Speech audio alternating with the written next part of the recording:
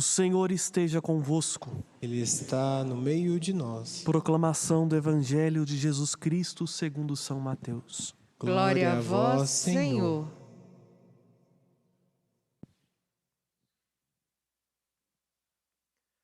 Naquele tempo, quando Jesus e seus discípulos estavam reunidos na Galileia, ele lhes disse: O Filho do Homem vai ser entregue na mão dos homens. Eles o matarão, mas ao terceiro dia ele ressuscitará. E os discípulos ficaram muito tristes. Quando chegaram a Cafarnaum, os cobradores de impostos do templo aproximaram-se de Pedro e perguntaram: O vosso mestre não paga o imposto do templo? Pedro respondeu: Sim, paga. Ao entrar em casa, Jesus adiantou-se e perguntou: Simão, o que te parece? Os reis da terra cobram impostos ou taxas de quem? Dos filhos ou dos estranhos? Pedro respondeu: Dos estranhos. Então Jesus disse: Logo os filhos são livres. Mas para não escandalizar esta gente, vai ao mar, lança o anzol e abre a boca do primeiro peixe que tu pescares. Ali tu encontrarás uma moeda. Pega então a moeda e vai entregá-la a eles por mim e por ti. Palavra da salvação. Glória a vós, Senhor.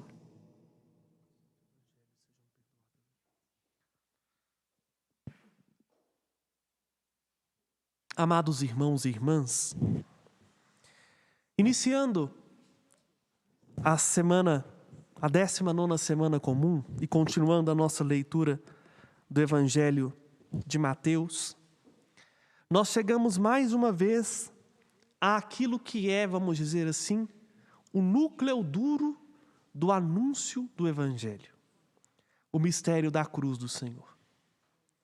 Jesus não ilude ninguém, nem mesmo é sua pretensão que vivamos uma vida que não condiga com a realidade.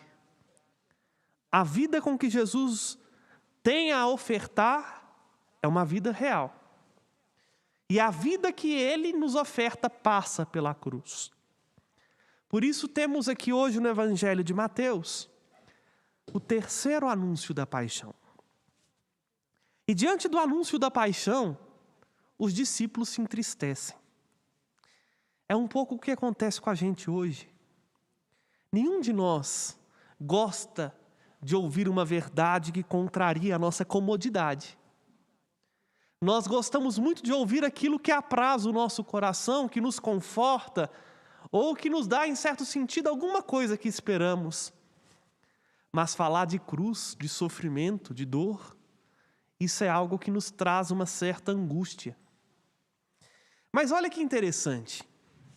Jesus anuncia algo grande, mas a grandeza daquilo que Jesus anuncia, o mistério da cruz, é interrompido por uma querela tão humana e, ao mesmo tempo, tão pequena, que é a discussão sobre o imposto.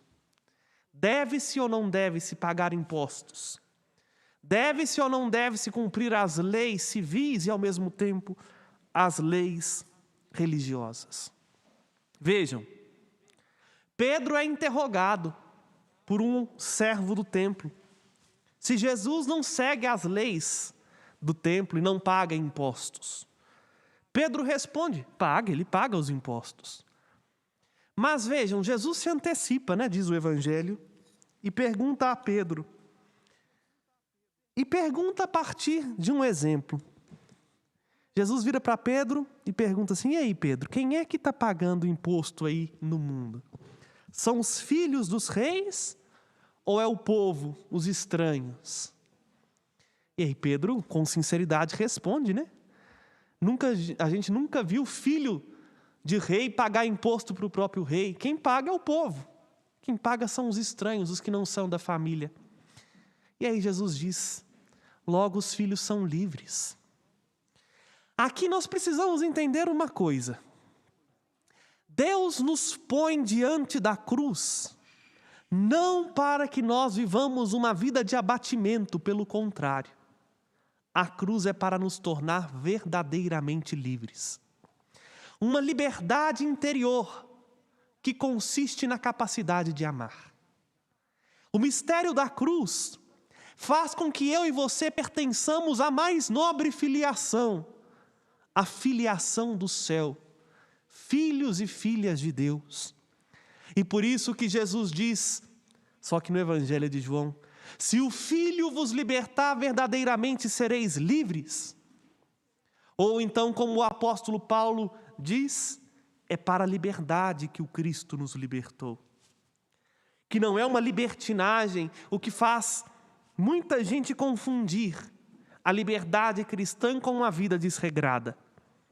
A liberdade com que Cristo nos oferece é aquilo que até o nosso querido Padre Carlão, meu predecessor, dizia muito, é a liberdade espiritual. A liberdade que nada nem ninguém nos rouba uma paz, a paz interior de saber que somos amados e amados ao extremo de um Deus que cuida de nós. Por isso Jesus pede para que Pedro vá lá, paga o imposto. Porque Jesus mostra, não precisamos perder a nossa paz por coisas pequenas e mundanas. A paga do imposto aqui nada mais é do que um preceito humano, mas que não pode roubar a liberdade interior daqueles que foram já libertos pela força da cruz. E aí, diante da cruz, nós ficamos então com uma pergunta: o que Deus quer de nós? O que é que Deus espera de mim e de você? Uma vez livres, como então corresponder à gratuidade tão generosa deste amor? A resposta está na primeira leitura.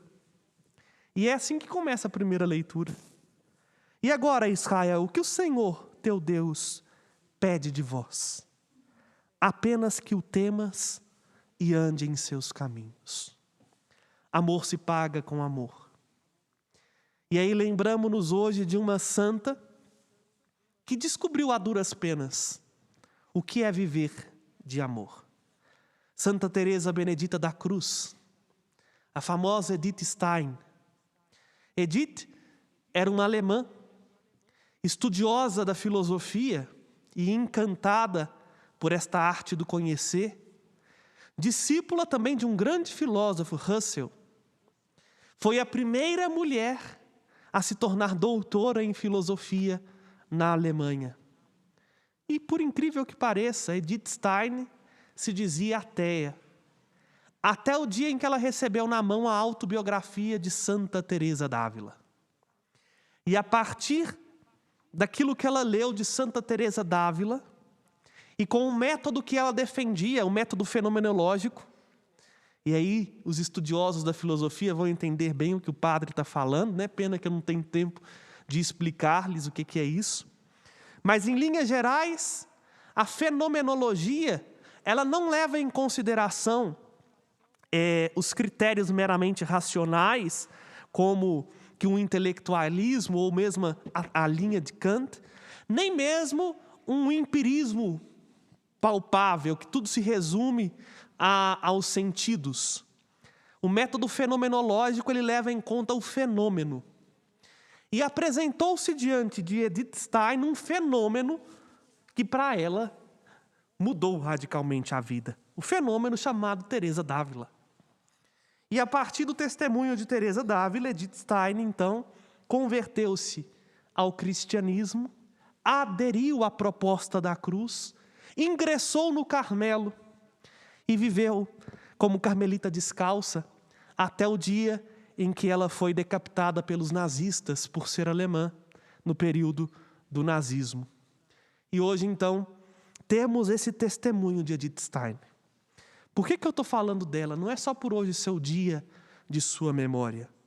Ela entendeu o que significa temer a Deus e andar nos seus caminhos. ela entendeu que a liberdade da cruz faz com que a nossa vida ganhe sentido. Por isso ela respondeu à mesma altura, amando. Amor se paga com amor. A generosidade que não nos cobra nada, se paga com gratuidade na oferta com que nós damos a nossa vida e continuamos trilhando o caminho do Senhor. Por isso, meus irmãos e irmãs, não nos esqueçamos nunca, a cruz não é um sinal de morte. A cruz é para nós um sinal visível de que fomos feitos livres, livres para amar, livres para escolher Deus ou livres até mesmo para virarmos as costas para Ele. Diante da cruz, não deixemos que as querelas do mundo, que as coisas pequenas do cotidiano nos roubem a paz, mas tendo os nossos olhos firmes em Jesus, como Edith Stein, tenhamos a coragem de conformar a nossa vida ao mistério da cruz do Senhor, vivendo cada dia os seus mandamentos e fazendo com que a nossa vida seja uma vida oblativa, uma vida doada para aqueles que estão ao nosso redor, a fim de que o mundo, a partir do nosso testemunho, creia e se abra ao amor de Deus, que não desiste de nós. Louvado seja nosso Senhor Jesus Cristo.